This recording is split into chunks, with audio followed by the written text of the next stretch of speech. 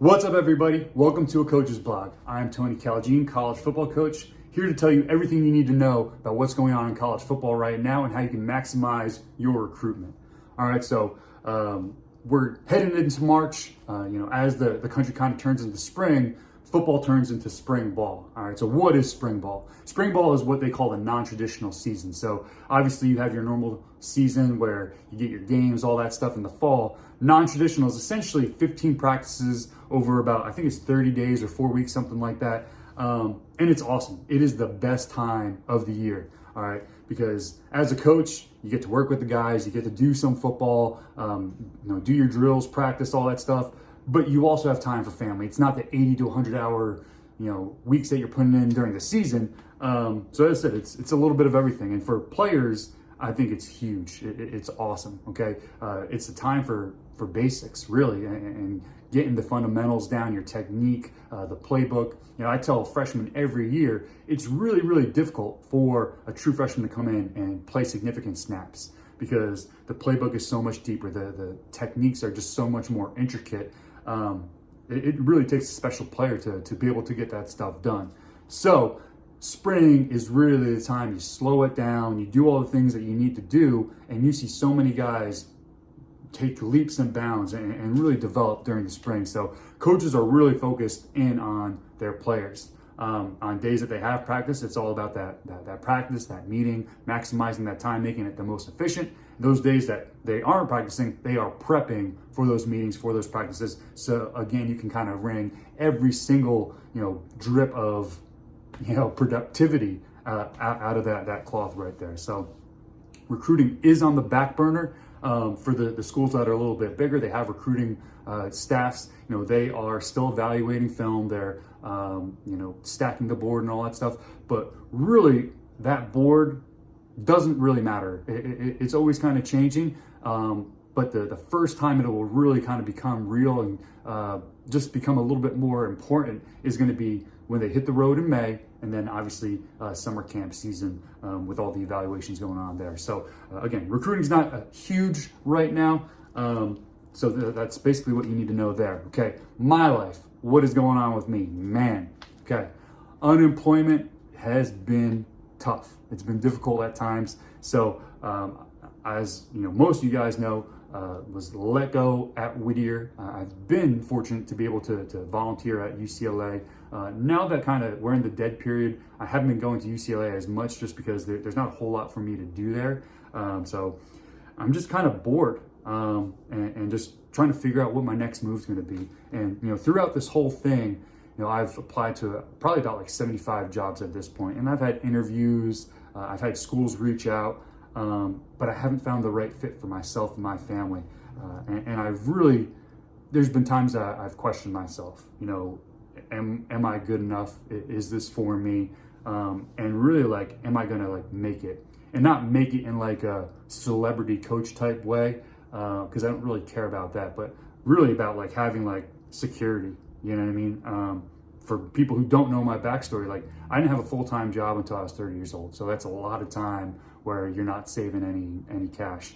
Then with the cash that I did save, I cashed out my retirement so I could volunteer and get to the FBS level and really go after that dream. So it's just I don't know, the future is very scary. And it's did I leverage my future and my security for a dream? Am I living the dream, or am I going to be the cautionary tale? So it's been scary. As I said, it's been frustrating because I thought I was gonna, I thought I'd have a job offer by now, or just kind of be a little bit more of a hot topic.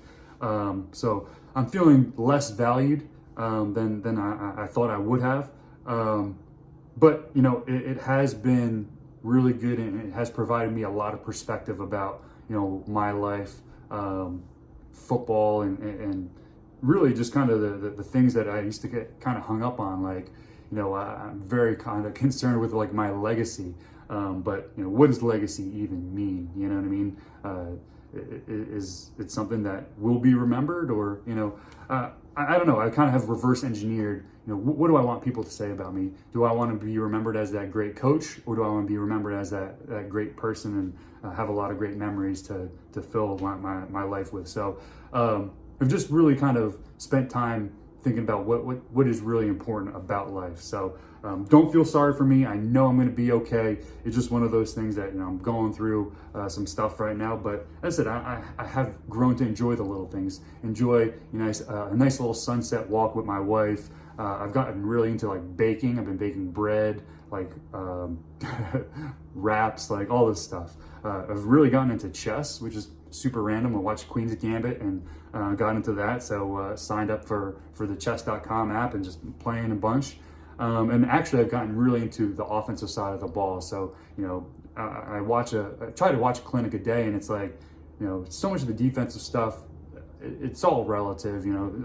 People are doing, slight wrinkles here and there, but what are receiver coaches teaching? What are quarterback coaches teaching? So now I can take that and put that in my toolbox as a defensive coach, or hopefully, one day an offensive coach, and just use it. So I've really learned a lot, and it has been a good experience for as tough as it has been at times. So for all you guys that have ever been employed or unemployed, will be unemployed, if you're a college football coach, it's really an inevitability, which is not something that I never thought it would happen to me, and unfortunately has. So looking forward to you guys. All right, sorry about that. Phone cut off because I ran out of storage, which I didn't realize I was anywhere close to that. So junior day, okay? Why is junior day important? What's not important about it? Should you go to it? Okay, so in recruiting, timing is really everything, okay? The guys that coaches have met earlier on, they know more about, they'll feel more comfortable about pulling that trigger, okay? So junior day is important in that you get to meet coaches earlier, you get to put the face to the name, you get to show that you're interested in the program. But the thing about junior day is it's so general, it's so mass. Like there will be high school teams that bring their entire team to junior day. So I think it really depends on whether or not you're one of those bubble guys. A bubble guy who will be a walk-on, way down the road, or a bubble guy who's going to be a bubble guy for the scholarship. You know what I mean? And I think it's one of those things where, if the coaches are telling you, hey, you're on our board, we might offer you, got a couple guys ahead of you, junior day is a great option because now you get to campus, you get that experience. And like I said, you get to put a face to the name, meet the coaches, shake their hands, find out more about them. They know that you spent the time, your family came out to go visit them. That shows that you're interested. And now maybe you bump up a place or two on that board. Okay. The thing where, as I said, it's not great is, there's going to be 90 kids taking the pictures of the stadium, putting the jersey on and all that stuff. And it kind of loses its value. And again, there's not going to be a whole lot of pulling this guy aside and being able to spend a lot of individual time with guys. So I don't know. It's just one of those things that if you're a family that you're saving up to go on these trips, junior day is not going to be worth it. Summer camp is going to be so much more worth your money because the evaluation process during summer camp, you get to work with the kids, you get to measure them, do their 40, all that stuff. That's all the stuff that the coaches really care about. And while summer camp, you don't necessarily get to spend a whole lot of individual time either, you can really make a statement by the way that you compete at a summer camp. So as I said, junior day, I don't know. I think it's kind of up to you guys whether or not it's convenient for your family. If it puts a strain on your family, it's not worth it. But if you get to go to the P5 school or the G5 or whatever it might be, it's a great experience. And obviously during spring ball, there's going to be some open practices and stuff like that. I think if it's very low friction, get out to campus whenever you can, because it's always great to see the coaches, show that you're interested, and just see what the place is like. Is it really going to be a fit for you? You might like the big school, you might like the small school, and you'll only find that out by getting onto campus. So as I said, junior day, I think it's a very, very individual thing. I don't think it will make or break your recruiting experience, where I do think summer camps can, and you got to be really, really smart about what summer camps you go to. So we will talk more about that in the future. Next up on the next episode, we'll talk a little bit more about spring recruiting, kind of when coaches hit the road in May, and then everything about summer camps and what you need to do, which ones you need to go to, which ones you need to spend the money on, all that stuff. So thank you again for spending some time with me. Hopefully you learned a thing or two. And yeah, if you enjoyed it, like and subscribe, all those good YouTube things, and I will talk to you guys soon. All right.